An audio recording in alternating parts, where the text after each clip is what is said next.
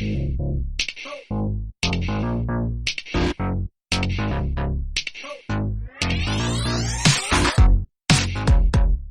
you have any problems this season? Anything that gave you headaches or? I did finally learn that if Wave came out, I'd better assume Galactus is following. You know, I got hit with Galactus and Null a few times, and then pretty much by accident, although it made me want to use him even more. There's only so much you can do, and I'm like, well, great, Null's coming next, but I had Super Skrull. It just canceled out. I mean, he had some ridiculous score for Null, and so did I. With those two out of the way, I had more points everywhere else, so I managed to win that one.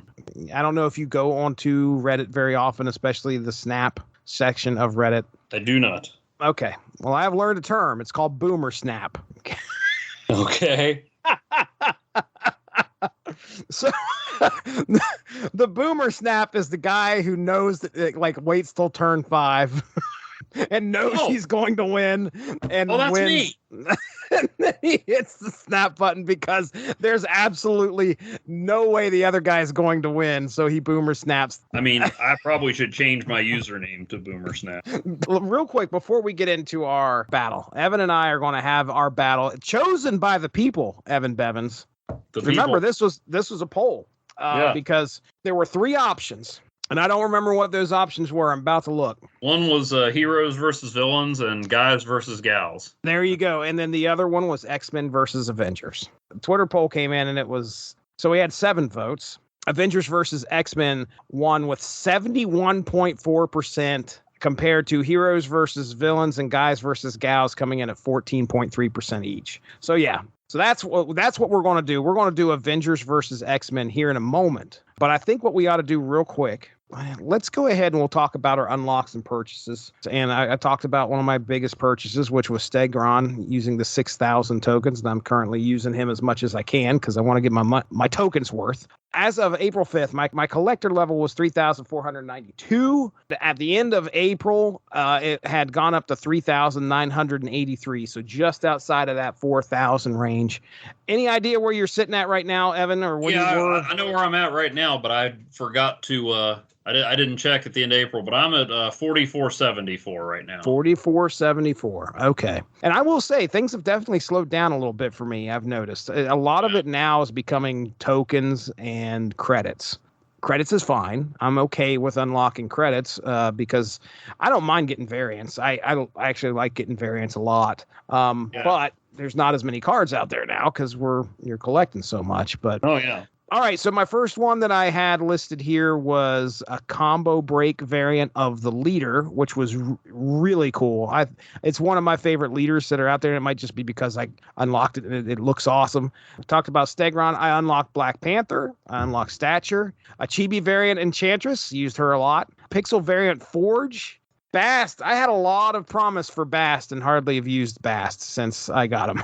So then we have a Pixel variant Vulture, which I think was one that I want to say that it was a gift or something like that. I can't remember how that works. Or one of those ones where I might have unlocked them in the ranking. So that's the only thing I can think of. I bought the Taskmaster Luchador variant. Nice. Yep. Pixel variant Nick Fury. I got the Max Grek variant of Doc Ock, which I really do like a lot. I just started using his Carnage variant. Although I'm sorely tempted by the Pixel Carnage variant because it reminds me of the Maximum Carnage video game. Oh my goodness. Variant that I use with Wolverine is the Pixel variant because it reminds me of the games. Nice. I unlocked Hellcow finally for the first time. Congratulations. Thank you very much.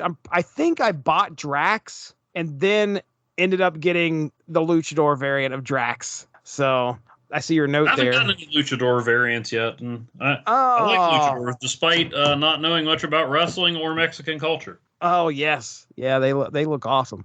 I unlocked Hazmat finally. There you go. Yep. And then I purchased a Jim Lee Colossus variant because I would love to have all the Jim Lee cards just to say that I got them. I know there's a Jim Lee Cyclops out there. I've seen a Jim Lee Bishop. that's about as far as I've seen as far as Jim Lee variants. It'd be great if he's done all the X-Men, The because that new would be publisher at DC Comics, right? That's right. There you go. That's what I unlocked. Clearly, Stegron being my big purchase. It'll probably be like months before I ever purchase anything like that again. Anytime I get a new variant, I usually I make it the change. Probably be easier to look at this list and tell you which ones I didn't like. The Forge Pixel variant wasn't the greatest. I didn't like that one. Yeah, I've got that one, but I'm not impressed. I'm just not. All right, let me hear what your unlocks purchases were this past season. Pull this list up here. Well, we were talking about on the last episode, I was saving up for Dazzler, so I got Dazzler, like using her with Patriot and Mojo. And right. Dazzler and Mojo actually do make some thematic sense. As a prize or gift, the Gabriel Dell'Otto Iron Fist variant. I don't know if it's painted, but he's one of the kind of like almost those hyper realistic type artists. Yeah, I was going to say that looks really good. Did you purchase that, or did you say you purchased that? That was a prize. I haven't been buying a lot of variants. I've been saving to get tokens and things like that, so I can. Although I did just as we were speaking buy the talk myself into the Pixel Carnage variant.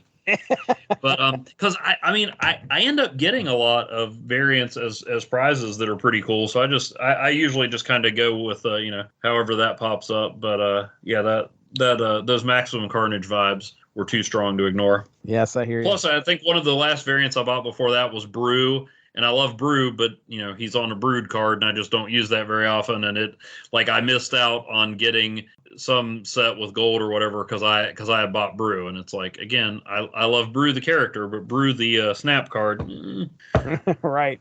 Not so much. So I finally got Shuri when I don't know, that the whole free season 3 thing. It kept telling me that I was weeks away, and then all of a sudden it let me get Shuri. And then it told me I was like a week and a half away. And then when that countdown was reached, it reset and said 4 weeks away. It was weird. I didn't get much of anything for a long time. I got the kid variant of Maximus, who looks slightly less skeevy than regular Maximus, I guess. And then that was it for the longest time, and I saved up and got Null. I kept getting hit with Null, and unlike you, instead of finding a way around it, I decided if I couldn't beat him, I would join him. You joined him. Yeah, although I've only I don't know, I've used Null a few times, but I don't seem to get the maximum value out of him.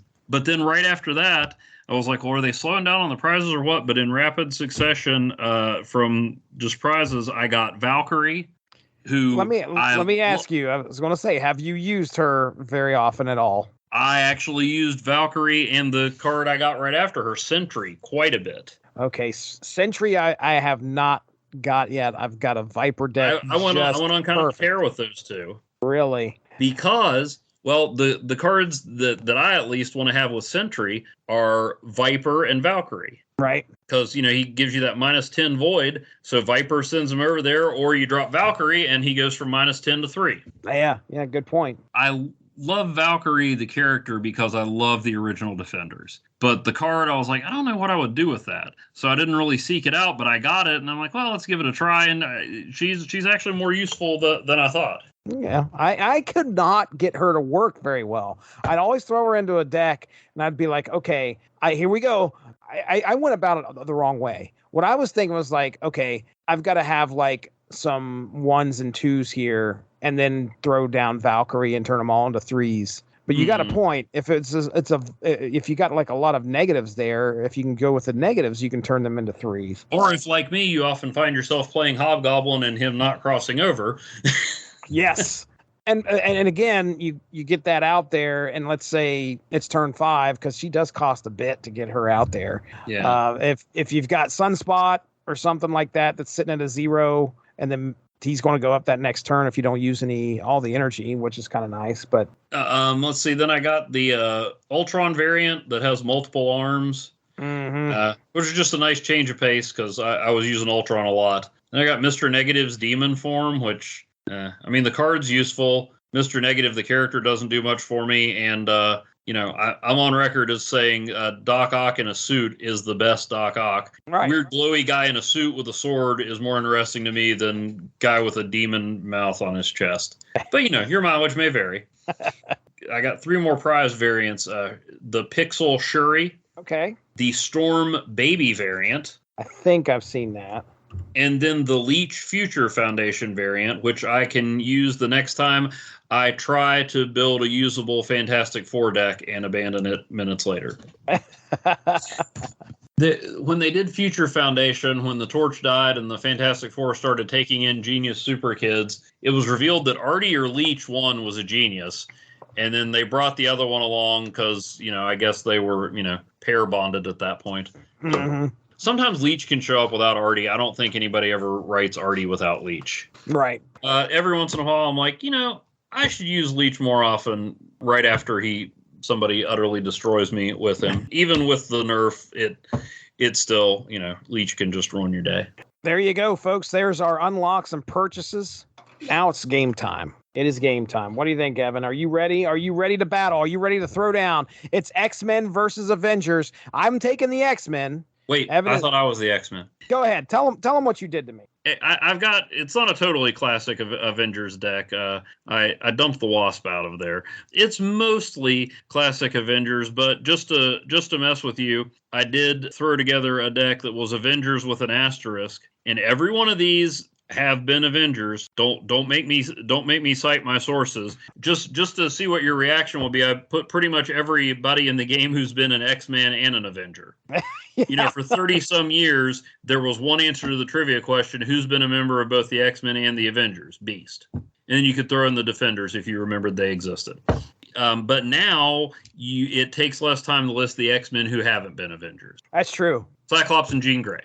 So Sunspot, and honestly, my favorite Sunspot comics were him in the Avengers, at least until Al Ewing started writing X-Men Red. Deadpool, who was on the Uncanny Avengers and is inexplicably on the new Uncanny Avengers that will be debuting on Free Comic Book Day. Okay. Beast, Cable was in Uncanny Avengers for reasons. Wolverine. My first conversation with my boss was, she saw me reading a comic and she's like, "Hey, can I ask you something? Wolverine's not an Avenger, is he?" And I'm like, "Well, actually."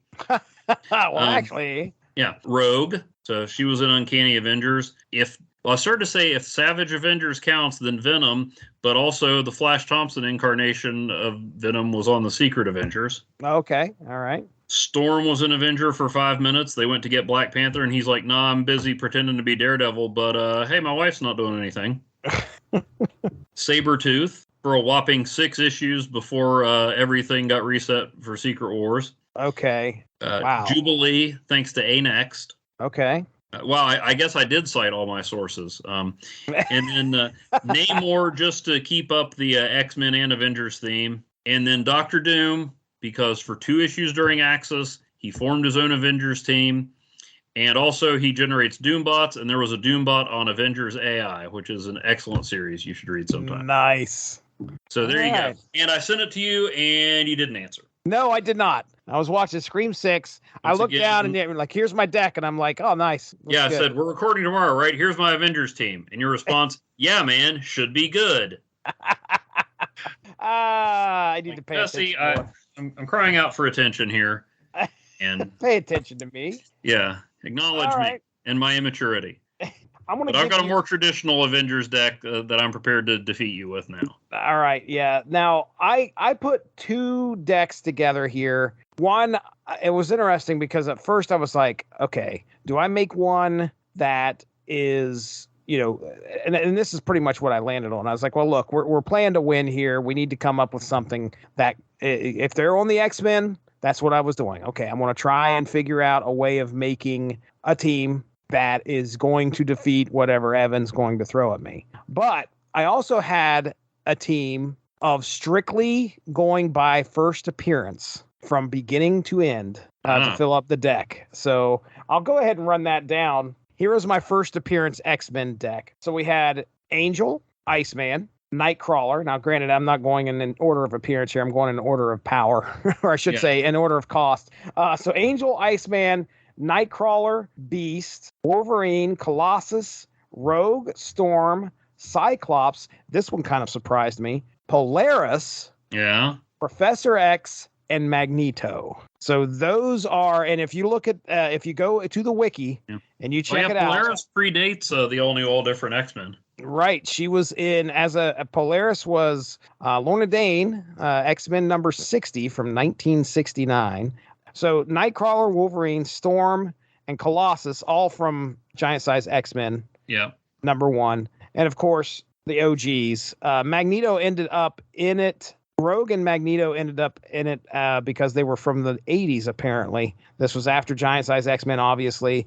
Rogue joined in Uncanny X-Men number 171 from 83, and then Magneto was next, joining in Uncanny X-Men number 200 from 1985. And Nice. I'm glad Maybe we'll do the because same with the Avengers. I'm glad that he got in there because the next one I would have had on there, I didn't have any 6-power cards at all on that. The next one would have been Psylocke, and that would have done me no good.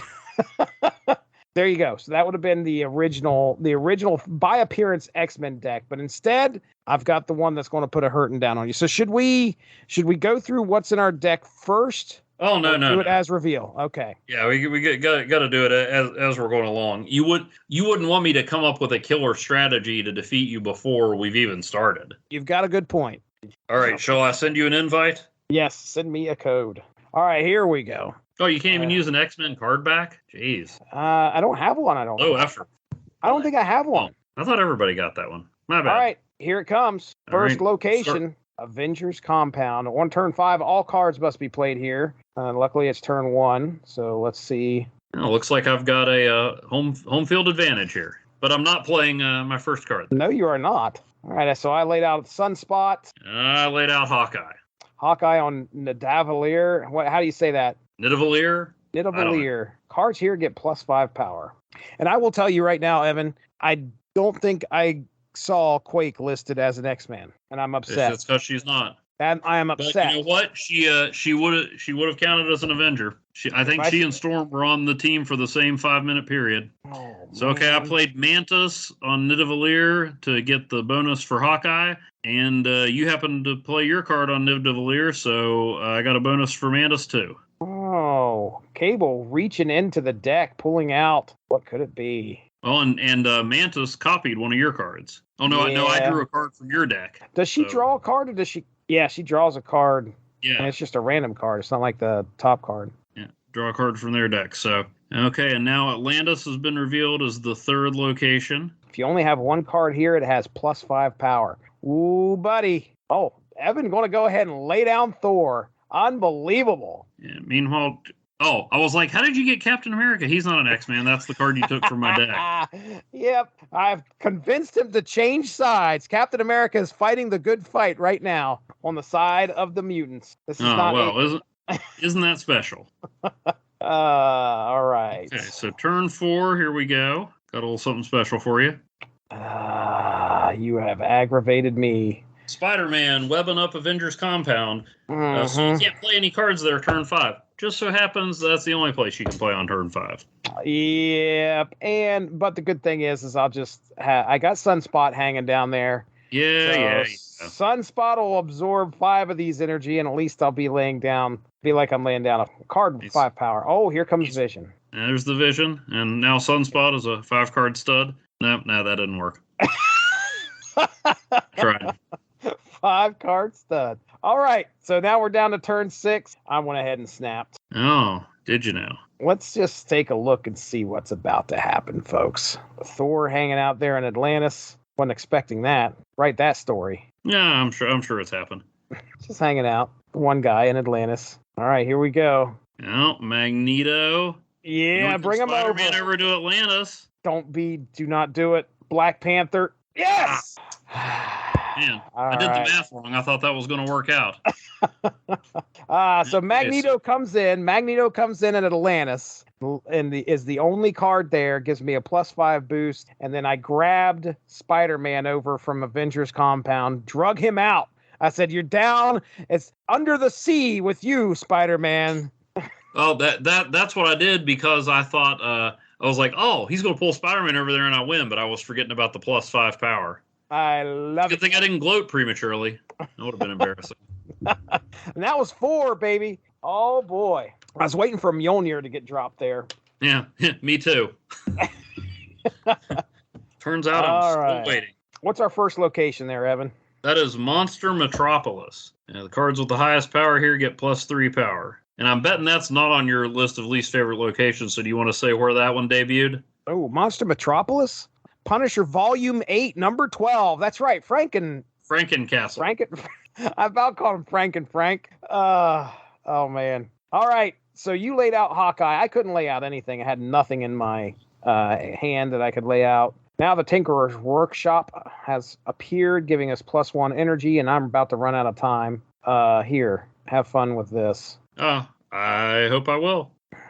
I put Ant-Man down next to Hawkeye, so giving Hawkeye a +2, and you respond. And then Mantis on the undisclosed location, and you had Iceman blast one of my cards, and then the Beast threw him out. I had to use that 3 energy there. There you go. Okay, so New York has been revealed as our 3rd location, where you can move cards to this location on turn 6. All right, here we go. Turn 3. Hey, it's Iceman again. And Rogue shows up and grabs Ant-Man, gives Ant-Man a big old schmooch, takes his power there. All right. Want to bring him out here. I could not play anything. I didn't have any 3-cost cards. Oh, here comes She-Hulk. My goodness. At the Tinkerer's Workshop. Oh, Jubilee brought out Sunspot. Yeah, a big fat 0. Oh my gosh, these are not good cards. Golly, what am I going to do? 0-0 at Monster Metropolis, 13-3 at the Tinkerer's Workshop, and 3-2 at New York. You've got 3 cards sporting a combined 3 power. Mantis is holding her own. Oh, Spider-Man, get out of here, dude. Spider-Man dropping a web at Monster Metropolis. To prevent you from playing there on your last turn. Okay. Oh, what? I'm an idiot. Daggone it. I don't know what I'm doing here. No, you've never let that stop you before. I don't know how I'm going to win this. Maybe you're not. I don't think I am. Boomer snap. Boomer snap me. No. Daggone it. All right, so I'm very displeased. Oh, really? Okay, thanks, Vision. Daggone it. So you moved Bishop over to New York. Smart move. Yeah, I went ahead and played Vision on Monster Metropolis in case you had a bunch of cheap cards to boost Bishop up enough to take out Spider-Man. And then Emma Frost wasn't enough to take you over the top at the Tinkerer's Workshop. I couldn't figure out anything to do with Emma trying to bring her up to... I had to bring up Tinkerer's Workshop, and there's no way. All right, that's fine. Tie game right now. We've each lost 4. Here we go. All right, round 3. Danger Room. Oh, home field for you. Right. You got to figure out how that 25% chance of being destroyed works, because I know it's not just 1 every 4 cards.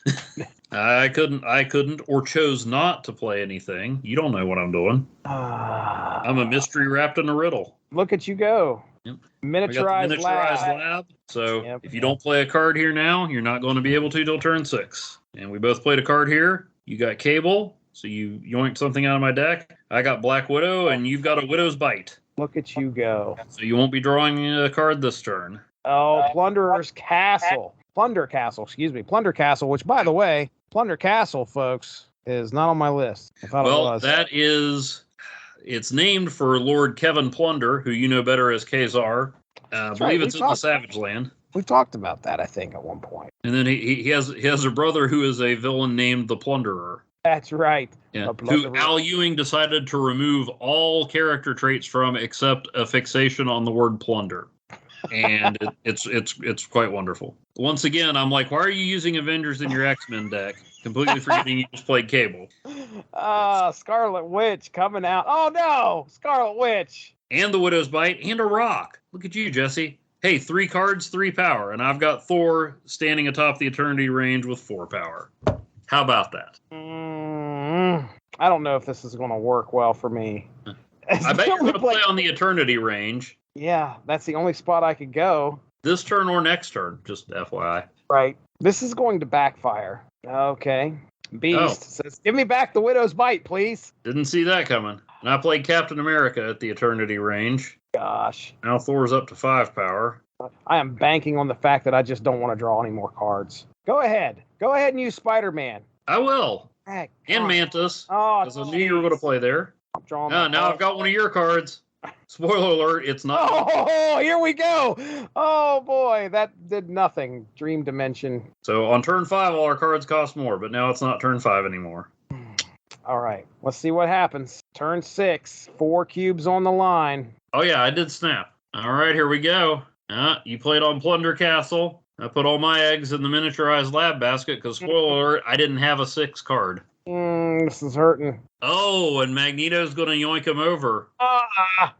He still got enough to beat me. Daggone it. He pulled Thor, Captain America, and Spider-Man into Plunder Castle. And since I played Mjolnir on the miniaturized lab, that brings a whopping total of 18 points. And I was able to get 10 at the miniaturized lab. Oh, wow. Yeah. Right, now, if I hadn't played Mjolnir, you would have won. Right. Because we would have been tied at Plunder Castle, and you would have had more total points. Yep. But if ifs and buts were candy and nuts, then we'd all have a wonderful Christmas.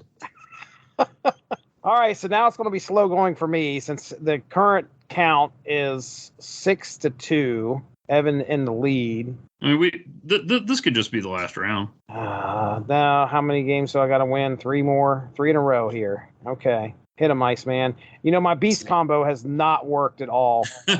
Oh boy. So Westview is our first location, which turns into a new location on turn 4, but one of my favorite locations has just popped up, and that is the Nexus. You played Iceman on Westview, and I've got Ant-Man sitting in the Nexus. So that's 1 point not only there, but at all my other locations. Are you scared yet? I've got plans. I've got plans to win this one. Okay. Well, I had crap. Anything. Oh, daggone it. Our third location ends up being Asteroid M, so no heavy hitters are really going to show up in the Nexus now. Oh, boy. I've got one idea here to try and win this. One strategy. I need the card, though. I got a couple strategies. Yeah, let's see what this does. You like messing up people's plans. Oh, really? Okay, wild card. Took out the Nexus. Oh, boy. Scarlet Witch changed it to Grand Central. Oh, and we've got Mindscape, which means we'll switch our hands at turn 6. Delightful. Yeah, I've got to hope there. Grand Central's got to come in here at turn 5 and pull one of my big cards from my hand. Hey, Asteroid M, stop that. So you've got Dagger, Bishop, and Emma Frost on Asteroid M, and I've got Thor. All right, let's see what happens. All right, so out comes Cable and Armor on Grand Central, giving me a 1 point lead there. Oh, there's Iron Man on Asteroid M, boosting that up. Mjolnir. Hey, look, there's Mjolnir. So we go from an 8 to a 20. Oh, man, I could sure use... Oh, wow. Thanks, Grand Central. Brought out Hawkeye. And you copied Iron Man. Iron Man has... Seems a bit unfair. Look